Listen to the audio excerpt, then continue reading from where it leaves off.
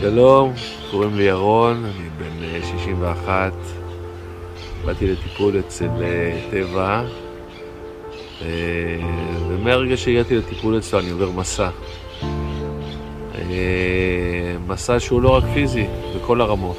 אני בריחוף מטורף, כל הגוף שלי רפוי, אני נמצא גם פה וגם בעולמות אחרים. יש לי קצת בעיות בגב, עם הרגל, ואני מרגיש את התהליך קורה לאט לאט, גם על ידי מגע וגם על ידי דיקור וגם על ידי שיחה. אני מצליח לעבור איזו טרנספורמציה והתפתחות בתוך התהליך. הנשמה שלי צפה גבוה ולא הרגשתי את הגוף, נכנסתי למין תדר של ציפה, והנשמה שלי הלכה למקום אחר לעשות ריפוי, להתמלות, להתחזק.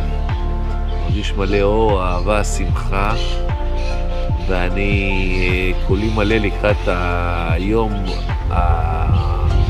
המדהים שהולך לקרות לי. זה בעיקר בגלל טבע שהכניס אותי ואפשר לי במרחב שהוא עושה להביא את עצמי לריפוי על ידי עצמי.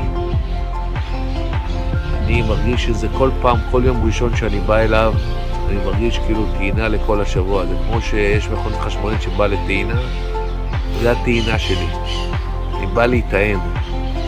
ממש כאילו אנרגטית, אני יוצא מפה מלא, חזק ואוהב. תודה רבה לך טבע על האפשרות שאפשרת לי. שבוע טוב.